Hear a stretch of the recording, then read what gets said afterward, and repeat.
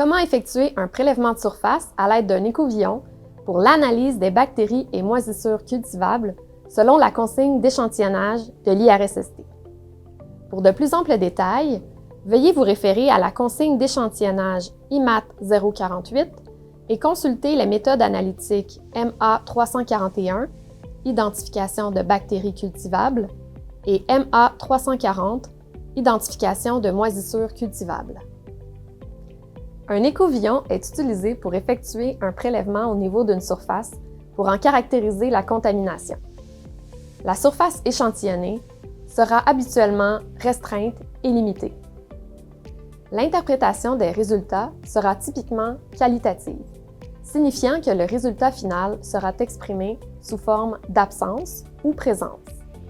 En cas de présence de micro-organismes dans l'échantillon, les bactéries et les moisissures identifiées seront listées au niveau du rapport analytique. Occasionnellement, il peut être pertinent d'effectuer un prélèvement au niveau d'une surface de dimension constante et standardisée. Il est alors recommandé d'utiliser un gabarit de 10 cm par 10 cm pour le prélèvement.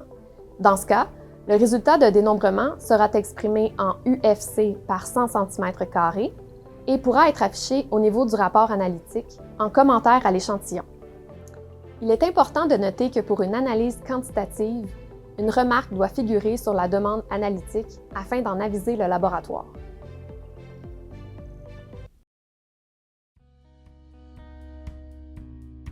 Commandez au service à la clientèle des écouvillons contenant un tampon neutralisant. Le code matériel des écouvillons est 5575. Notez que le matériel suivant sera inclus: des étiquettes avec un numéro d'échantillon, des gants, du parafilm et un gabarit 10 par 10 cm dont l'usage est optionnel. Veuillez noter que lors de l'échantillonnage, le port de gants est fortement recommandé. Lors du prélèvement, respectez les règles de protection respiratoire s'il y a un risque d'exposition au bioaérosol. Référez-vous au guide sur la protection respiratoire RG-1123. La prise de notes est un élément clé de l'échantillonnage. Veillez à noter les différents endroits échantillonnés et tout élément particulier concernant les zones échantillonnées. Cela pourrait s'avérer utile lors de l'interprétation de vos résultats d'analyse.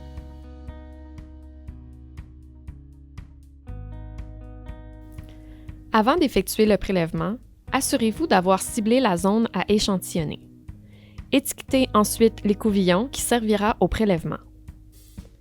Avant d'ouvrir l'écouvillon, pliez l'ampoule contenant le tampon à un angle de 90 degrés afin de briser le seau. Le tampon neutralisant doit s'écouler à l'intérieur du tube afin de mouiller l'extrémité de l'écouvillon.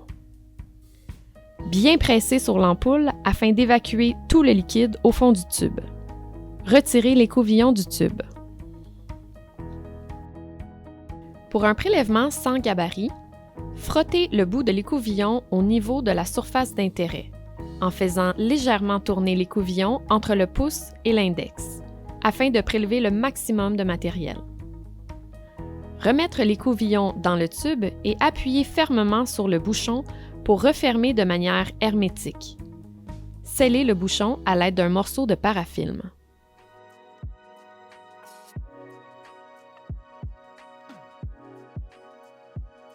Pour un prélèvement avec gabarit, déposez celui-ci sur la zone à échantillonner.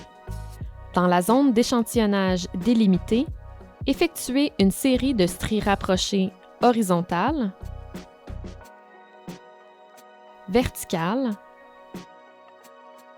puis diagonales,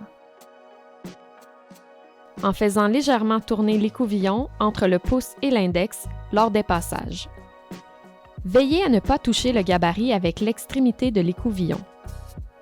Réutilisez le gabarit pour d'autres prélèvements ou en prendre un nouveau si ce dernier est sale ou pourrait avoir été contaminé. Veuillez noter qu'aucun témoin n'est requis pour ce type de prélèvement.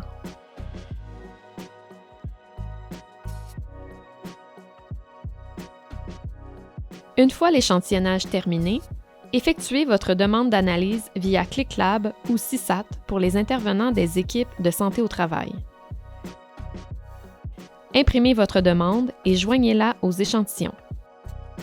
Pour une demande d'analyse quantitative, veuillez noter qu'une remarque doit figurer sur la demande analytique afin d'en aviser le laboratoire.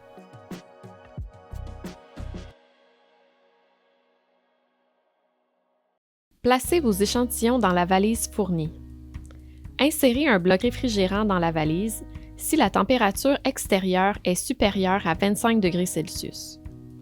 Enveloppez le bloc dans du papier absorbant, car il ne doit pas entrer en contact direct avec les échantillons.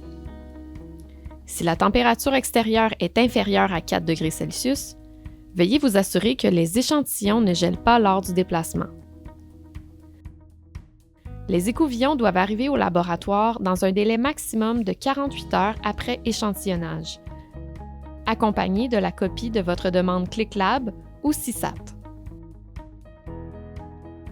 La consigne d'échantillonnage IMAT 048 et les méthodes analytiques MA 341 et MA 340 se trouvent sur le site web de l'IRSST et sur la plateforme phare SST respectivement. Pour toute question concernant le prélèvement de surface sur écouvillon pour l'analyse des bactéries et moisissures cultivables, n'hésitez pas à contacter l'équipe des risques biologiques de l'IRSST.